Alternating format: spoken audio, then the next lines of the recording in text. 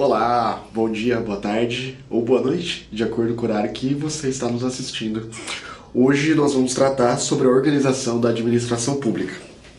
E a gente vai começar direto, não precisa de grandes introduções sobre o tema.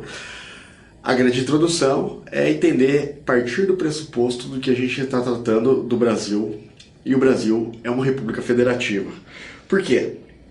A diferença entre federação, confederação, Estado unitário, ela pertence a algo de teoria geral do Estado, e nos concursos públicos é mencionado um pouquinho na matéria de direito constitucional, quando a gente está estudando a própria República Federativa, né, a República Federativa Brasileira. Por quê? Por que a gente trata disso? Porque é muito comum a confusão quando a gente está tratando da organização da administração com a organização, a própria organização política brasileira. Então vamos lá. Na federação, a gente precisa distinguir o Estado unitário, confederação e federação, né? O Estado unitário é o único ente que concentra todos os poderes. Na confederação, uma união de estados autônomos vai delegar uma parte do seu poder para um estado confederado, e na federação esse poder vem de um estado federado para outras unidades, né? Então hoje a aula vai ser um pouco de bolinhas, né? Porque eu sou péssimo para desenhar. Então a gente vai trabalhar com esferas para ver se a gente consegue demonstrar melhor isso. Então, no Estado unitário, a gente tem um único centro de poder, né? O Estado unitário. Na confederação, nós temos inúmeros. A minha bolinha também é feia, né? Não consigo nem desenhar uma bolinha direito. Nós temos inúmeras fontes autônomas de poder que vai transferir uma parte para um outro poder, que também vai ser autônomo, e a gente tem assim um Estado confederado. Já na federação é o contrário, né? Uma unidade vai conferir poderes autônomos para diversos entes. Então tá aqui. O Estado unitário, o Estado confederado, o Estado federado. O Brasil, a gente vai partir do pressuposto de que o Brasil é uma federação, porque está assim na Constituição, uma república federativa. Então, no Brasil, nós vamos ter aquelas unidades, a União, né? A União, que é esse poder central, e os estados. E no Brasil ainda, a Constituição vai falar em relação aos municípios, né, nas aulas de direito constitucional, na aula de teoria geral do Estado, já foi muito questionado o papel do município no Estado federado. O fato é que a Constituição fala. Então aqui no Brasil nós temos 3 esferas: União, Estado e município, né, e o Distrito Federal também.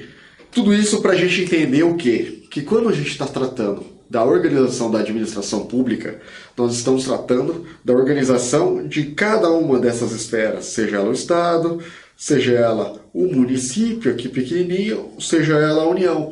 Então a gente vai falar sobre a administração pública federal, a administração pública estadual, a administração pública municipal, a administração pública distrital, né, quando é do Distrito Federal, né? Não, deixar bem claro, quando a gente fala distrital, é Distrito Federal. Então a gente está falando sobre a organização de cada um desses entes federativos. A gente jamais pode confundir descentralização ou centralização com a organização política brasileira. Não é disso que o direito administrativo, na parte de organização da administração pública, trata. Isso é uma parte mais ligada ao direito constitucional. Então, quando a gente for trabalhar e falar sobre centralização, descentralização, desconcentração, não estamos falando sobre a organização política do Estado Federado Brasileiro. Nós estamos falando sobre a organização interna de cada ente. Então fica bem claro, mais uma vez, vamos repetir: a União vai ter administração pública federal, o Estado vai ter administração pública estadual, o município vai ter administração pública municipal. Quando agora, no próximo tópico, a gente for falar sobre a organização da administração pública, a gente está falando sobre a organização de cada um desses entes. A gente não menciona na União é desse jeito, no Estado. Por quê? Porque todos se submetem a mais ou menos a mesma estrutura. Então vamos lá. Administração pública como sujeito de direito. Nós vimos aqui, então, que cada um desses entes, eles são unidades autônomas. E como unidade autônoma, ele precisa se relacionar, seja com o povo que mora, que vive naquela unidade, seja com outros entes, seja com fornecedores, prestando serviços. Como faz para a administração pública, né? Para aquele ente, né? União, Estado, município, como funciona, como é feito para que ele assuma, se relacione, exista, pelo menos no mundo jurídico, né? A gente vai ver então agora a administração pública como sujeito de direitos, né? E quando a gente vê a administração pública como sujeito de direitos, a gente pressupõe que para que a função administrativa estatal, e função administrativa já foi objeto de outra aula, né, possa ser exercida, é preciso que existam sujeitos de direitos e órgãos, né? Então, a gente está falando da administração pública como no seu sentido subjetivo, né? Como conjunto de pessoas, órgãos que exercem atividade administrativa. Por isso a gente escreve sempre aqui administração pública com letra maiúscula, diferenciando daquela noção objetiva de administrar, né? Essa acepção, né? Subjetiva, né? De organização, ela vai ter que se relacionar, né? Por que o Estado, por que a administração pública de qualquer dos entes, ela se organiza, ela tem funcionários, né? Como funciona, como vai existir essa estrutura que vai fornecer desde um hospital, uma escola, até um órgão fiscalizador, e vai ter aquelas pessoas que inclusive são eleitas, né, como chefes do Poder Executivo. Então, vamos entender isso. Para que a função administrativa estatal possa ser exercida, é preciso que existam sujeitos de direitos e órgãos. Por quê? Porque a administração pública, Estado, não é palpável, né? Para que eles possam exprimir alguma vontade, eles vão ter que contar com pessoas físicas ou pessoas jurídicas, né? A pessoa jurídica também não é palpável, mas a pessoa jurídica, e daí vai para a aula de direito civil, ela consegue manter uma relação, tem uma série de teorias sobre o surgimento, função, o que é a pessoa jurídica. O fato é que no direito atual, tanto as pessoas físicas como as pessoas jurídicas conseguem exprimir vontade. As pessoas jurídicas também exprimem através das pessoas físicas, né? E assim vai ser com o Estado, vai ser com aquele ente, né? Com aquele ente, como ele vai exprimir sua vontade? Através das pessoas físicas, né? E essas pessoas físicas podem estar agindo de acordo com as suas atribuições ou dentro de uma pessoa jurídica. É preciso que haja personalidade para que esse órgão, para que esse ente mantenha relações jurídicas, atue como sujeito de direitos, que né? E aqui, a gente lembra que no direito administrativo, nós falamos sobre o princípio da legalidade. Então, o que confere a alguém o poder de exprimir a vontade do Estado? O que faz alguém representar a vontade ou manifestar a vontade da administração pública? É a lei. A lei que vai falar, olha, tal pessoa pode falar sobre isso, tal pessoa representa isso, tal pessoa detém competência para analisar determinado assunto. Então vamos lá. Já que são as pessoas físicas que exprimem, né, a vontade, seja elas agindo por si, né, dentro das suas próprias competências, ou dentro das competências de uma pessoa jurídica, né, exprimindo a vontade de uma pessoa jurídica que é competente para falar, para agir dentro dentro daquele organismo que vai fazer, a gente vai compreender isso no próximo tópico, como é feita a estrutura do Estado, né? Então, a manifestação, ela vai vir por um órgão, né? O órgão, portanto, é um espaço ideal, criado por lei, falamos aqui do princípio da legalidade, em que uma ou mais pessoas físicas, né? Pessoas físicas são investidas de competência para manifestar a vontade do Estado. Quem cria o órgão é a lei. Então a lei vai falar qual é o órgão, como esse órgão é composto e quais são as competências que esse órgão detém para manifestar a vontade do Estado. Então, o órgão pode ser unipessoal. Em geral, quando a gente fala em órgãos unipessoal, a gente lembra imediatamente da chefia do Poder Executivo, né? Mas nem sempre não precisa ser isso. A regra, contudo, é que os órgãos eles sejam formados por conjuntos de pessoas físicas, né? Então, quando a gente pensa num órgão, a gente pode pensar num único indivíduo ou também num conjunto de indivíduos que vão exprimir a vontade. Talvez não seja, inclusive, dentro de uma pessoa jurídica, pode ser dentro da própria administração. A gente vai entender tudo com calma quando a gente mostrar a questão da concentração, desconcentração, centralização, descentralização, né? O que é relevante para a gente aqui? O órgão é criado por lei, mas ele não possui personalidade jurídica. Ele vai exprimir a vontade de alguém, mas ele mesmo não possui personalidade jurídica. E agora, né, a gente vai entender onde entra o órgão dentro dessa administração.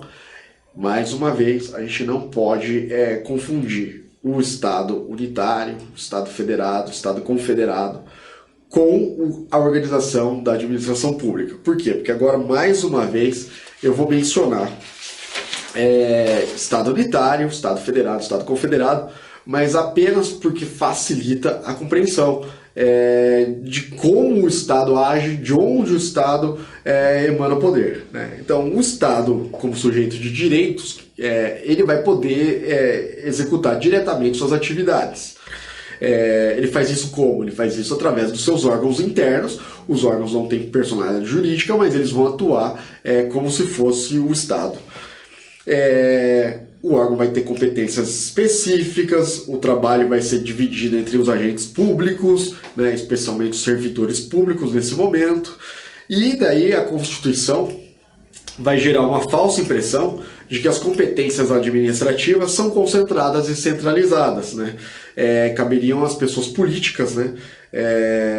E as pessoas políticas, nas pessoas políticas, o poder, né, aparenta pertencer ao chefe do Poder Executivo, aparenta que é o presidente, o governador, o prefeito, que ele vai deter o poder para agir pela administração pública, federal, estadual, municipal, distrital.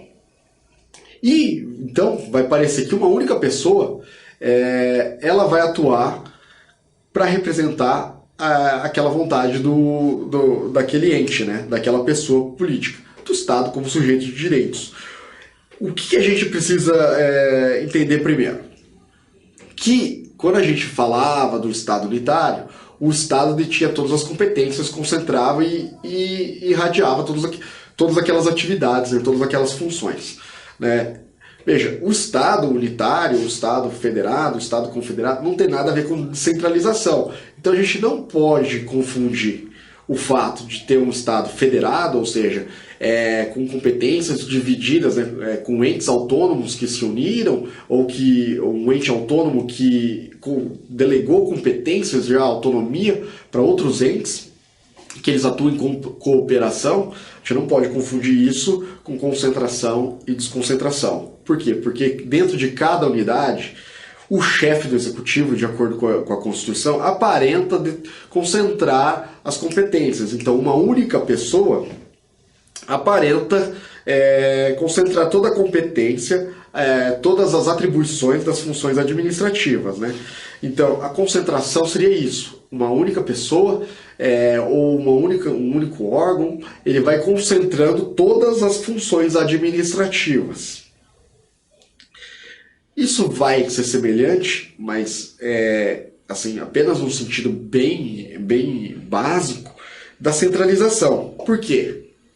Na centralização, a atribuição das funções administrativas, elas pertencem apenas às pessoas políticas, que utilizarão toda a sua estrutura para tanto. Então, qual a diferença da concentração, né? Na concentração, um único órgão ele vai realizar todas as atribuições, todas as funções administrativas. Na centralização, não é um único órgão, é a própria administração direta que vai realizar todas as funções com vários órgãos, com a ajuda de vários órgãos, né? E isso vai se contrapor a desconcentração, né? Que é a repartição de competências administrativas públicas estatais entre diversos órgãos internos da pessoa política. Então, veja, concentração, uma única pessoa. Desconcentração, vários órgãos dentro da mesma pessoa. Por isso que a desconcentração está ligada à centralização, né?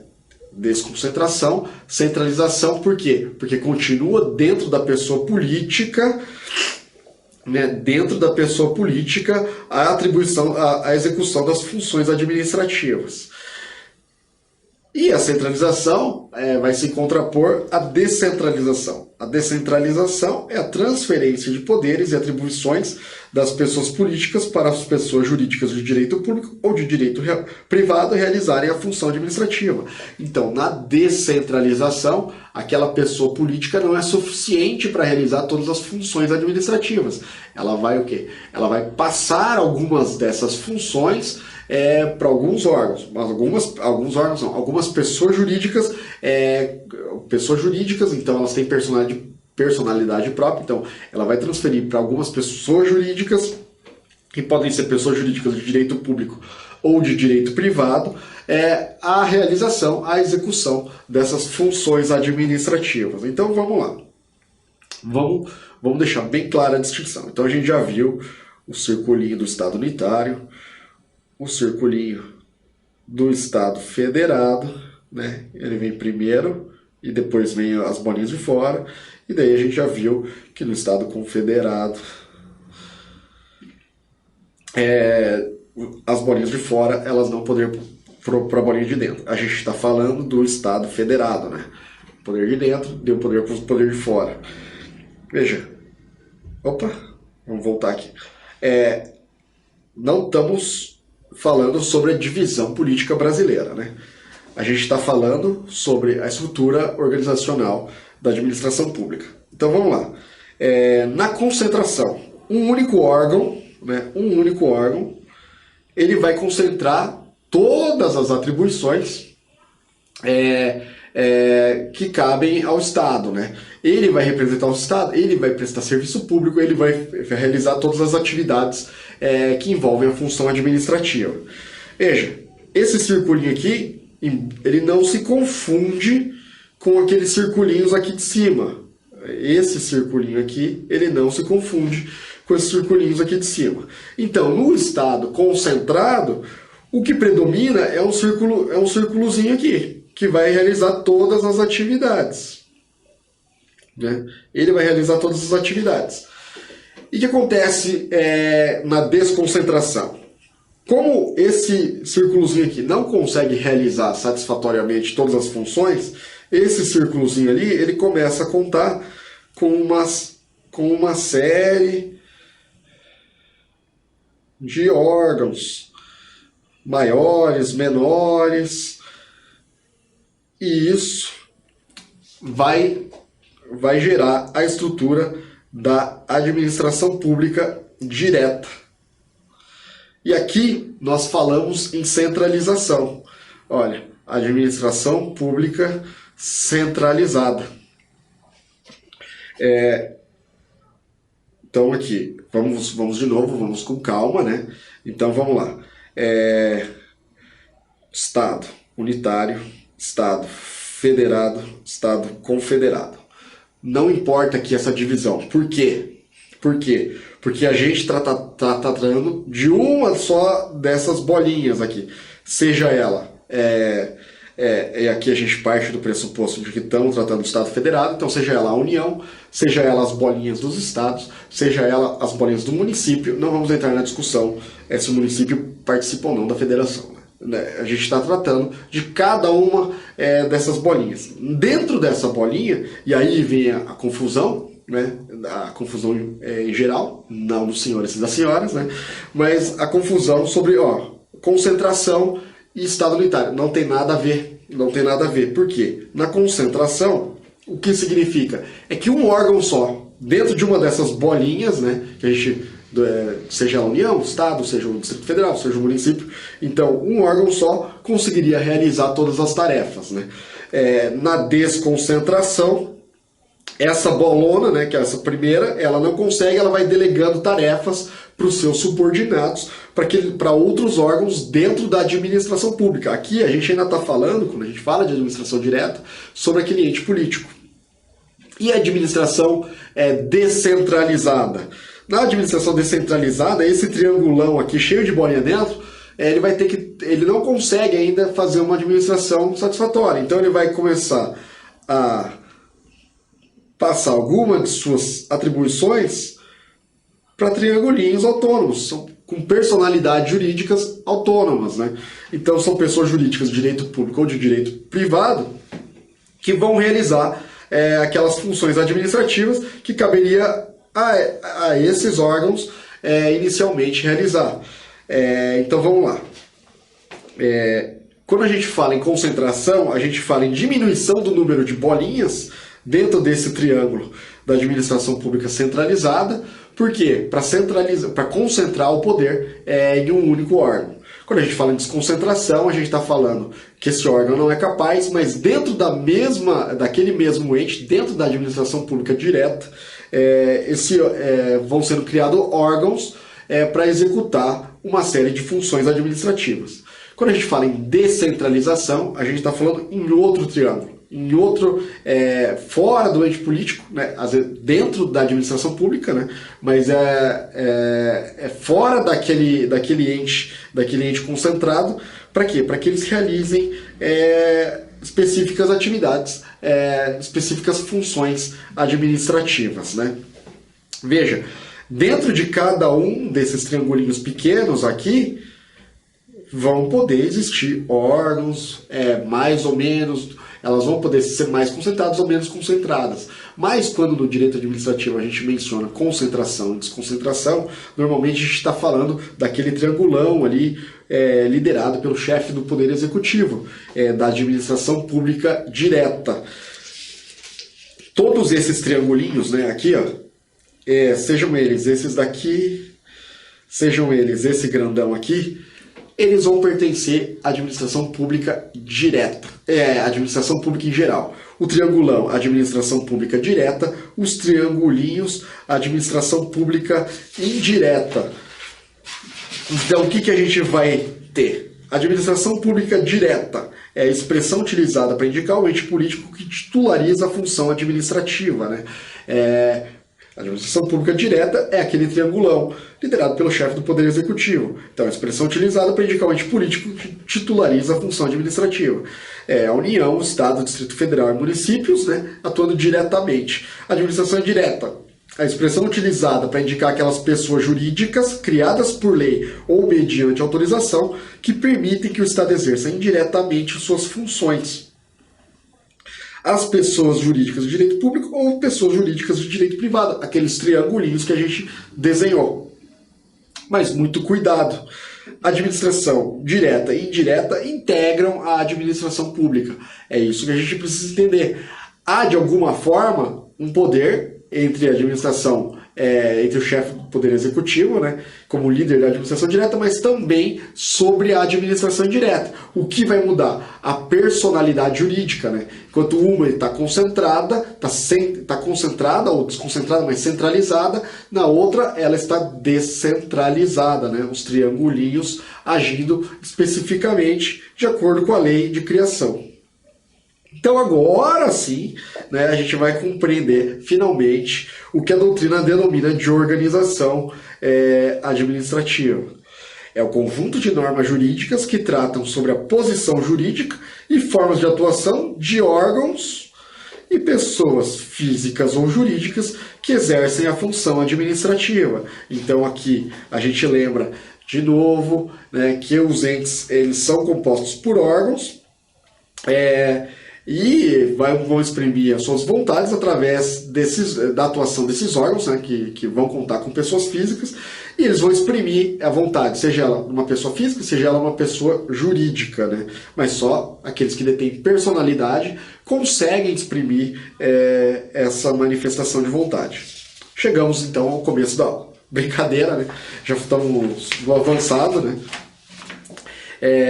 A gente vai agora entender de forma bem ampla como funciona a organização administrativa. Mas nesse primeiro momento a gente ainda menciona, né, que na organização administrativa existem muitas leis esparsas, né? A doutrina costuma mencionar o Decreto-Lei 200 de 67 como lei base. Ela realmente foi a lei a base, mas ela sofreu muitas alterações. Ela foi recepcionada como lei ordinária, mas são tantas alterações, tantos questionamentos sobre lei, se ela é uma lei federal ou nacional, em que parte ela é lei federal, em que parte ela é lei nacional. E a doutrina, por outro lado, inspirada nela ou mesmo antes dela, tratava dessa matéria de organização administrativa de forma independente ou dependente, né? Alguns autores mencionam muito ela, mas uma forma que foi criando uma estrutura, assim, uma compreensão de cada definição do que seria cada um dos entes mencionados nesse capítulo do direito administrativo, de forma um pouco separada da lei. Então se menciona a lei, mas também se menciona só a doutrina nisso. Para a gente, o que é importante? É importante compreender que a disciplina hoje é extremamente pulverizada na legislação. Então a gente tem a compreensão da doutrina e, no caso, nas situações específicas, a gente vai mencionando a legislação incidente. Não existe um único estatuto que a gente vai utilizar como base para tudo. As pessoas jurídicas vinculadas ao Estado. Além do Estado executar sua função administrativa daquela forma concentrada ou desconcentrada, centralizada ou descentralizada, ele ainda hoje, né, ele vai executar sua função administrativa com a cooperação de pessoas que acabam se vinculando ao Estado, e por isso elas são estudadas aqui na aula de organização administrativa, né? Talvez fique mais claro a organização administrativa quando a gente for tratar da aula específica sobre administração indireta, sobre concessão, sobre permissão, sobre como o Estado realiza suas atividades, né? Então, o Estado ele vai poder realizar através da sua administração direta, de forma centralizada, ou através da sua administração de forma descentralizada, ou ainda se relacionando com outros entes, né, que são denominados, que estão incluídos dentro das pessoas jurídicas vinculadas ao Estado. Além disso, o Estado celebra contratos, lógico, né? Ele vai conceder, vai permitir serviço público, dos quais ele ainda é titular. Mas olha só, as pessoas jurídicas vinculadas ao Estado, elas de alguma forma realizam funções estatais. E a gente vai ver cada uma delas agora, né, com suas peculiaridades, e vai entender que elas não pertencem à administração direta, não pertencem à administração indireta, elas não pertencem à administração pública. As pessoas jurídicas vinculadas ao Estado são pessoas jurídicas que, embora não integrem a administração pública, cooperam com esta, realizando atividades de utilidade pública. Então, elas não integram a administração pública, mas cooperam com a administração pública, realizando as atividades de utilidade pública, né? As primeiras que a gente vai ver são as entidades paraestatais, ou pessoas de cooperação governamental, né? São as pessoas jurídicas de direito privado, criadas por lei. Olha só que interessante, elas são pessoas jurídicas de direito privado, criadas por lei, que, embora não se submetam à administração pública, realizam atividades assistenciais, educacionais, de determinados setores empresariais e de categorias profissionais, sendo mantidas por contribuições compulsórias, né? Contribuição compulsória, que é muito interessante, por isso que está na lei. Quais são essas entidades paraestatais? Quais são essas pessoas de cooperação governamental? São aqueles serviços sociais autônomos, os integrantes do Sistema S. Não só os integrantes do Sistema S, né, porque hoje em dia existe, por exemplo, a Agência de Promoção de Exportações do Brasil, a Apex Brasil, que é considerado aí dentro dessa categoria, mas principalmente aqueles serviços sociais autônomos, SESI, SESC, SENAI, que atuam, então, realizando atividades assistenciais e educacionais de determinados setores empresariais ou categorias profissionais. As organizações do terceiro setor, né? Organizações não governamentais. Muitos autores trabalham isso completamente separado da organização administrativa, porque eles realmente são fora, né? Qual o problema, né, de quando a gente fala sobre organização do terceiro setor? O terceiro setor é uma definição muito ampla. O que é o terceiro setor?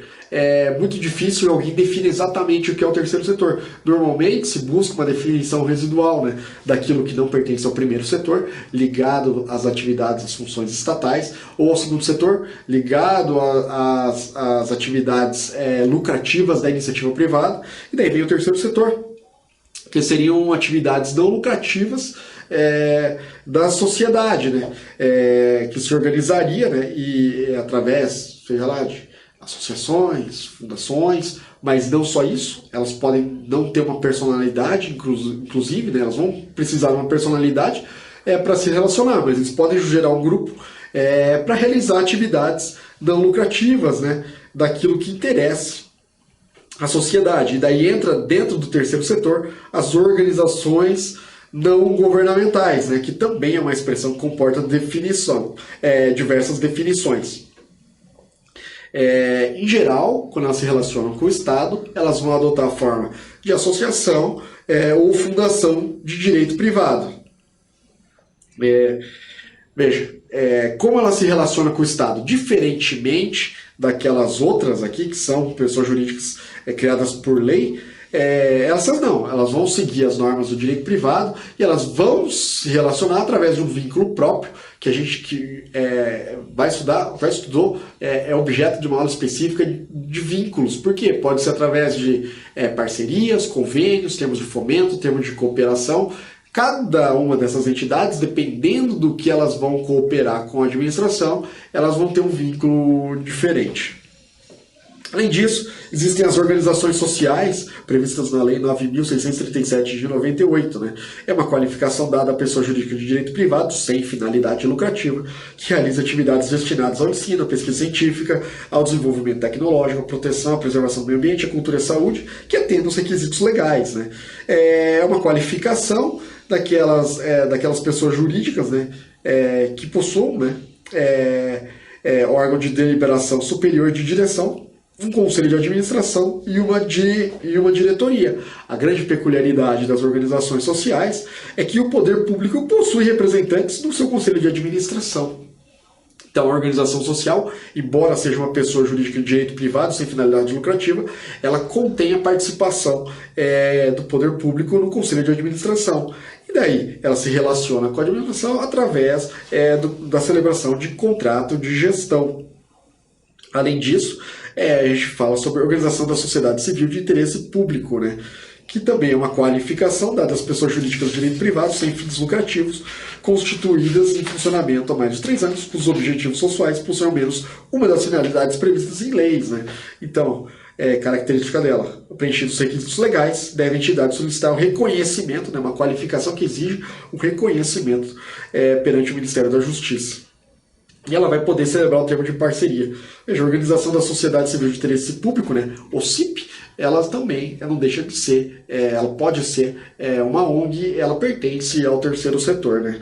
Organização da Sociedade Civil, prevista na Lei 13.019, né, mais abrangente, ela vai poder ser uma entidade privada sem fins lucrativos que não distribui de seus sócios resultados, sobras, excedentes operacionais brutos ou líquidos, dividendos, isenções de participação de qualquer natureza, parcela do seu patrimônio, e que aplique integralmente, né, o resultado do exercício das suas atividades na consecução do respectivo objeto social, de forma imediata ou por meio da constituição de um fundo patrimonial ou fundo de reserva. Além disso, pode ser uma OSC, né? As sociedades cooperativas, né, que são integradas por pessoas em situação de risco ou vulnerabilidade pessoal ou social, as alcançadas por programas de ação de combate à pobreza e geração de trabalho e renda, as voltadas para fomento, educação, capacitação de trabalhadores rurais ou capacitação de agentes técnicos e extensão rural, e as capacitadas para a execução de atividades ou de projetos de interesse público e de cunho social. Também podem ser OSC as organizações religiosas que se dediquem a atividades ou a projetos de interesse público e de cunho social distintas das destinadas a fins exclusivamente religiosos. Então aí, para encerrar a aula, a gente vai de novo esclarecer que na organização da administração pública, para executar as suas funções administrativas, a administração, e daí a gente trata de administração pública, das esferas federal, né, estadual, municipal, distrital, elas podem agir de forma centralizada e na forma centralizada concentradamente ou desconcentradamente. Ela pode agir através, centralizando as suas funções, através de pessoas jurídicas de direito público ou de direito privado vinculadas ainda, que são ainda expressão da administração pública, e ainda vão existir essas outras entidades que têm um vínculo jurídico daí com a administração pública, seja ela direta ou indireta, para também cooperarem no exercício de funções administrativas. Né? Esse vínculo pode ser legal, sistema S, ou ele pode ser um vínculo de natureza contratual em sentido amplo, né, como das organizações do terceiro setor, OSC, OCIP, organização social. Tudo isso vai ficar claro, forma da principalmente a administração direta e a indireta, né, o centralizado e o descentralizado, na aula específica sobre a administração indireta. Espero que os senhores nos acompanhem na próxima aula também. Muito obrigado e até a próxima.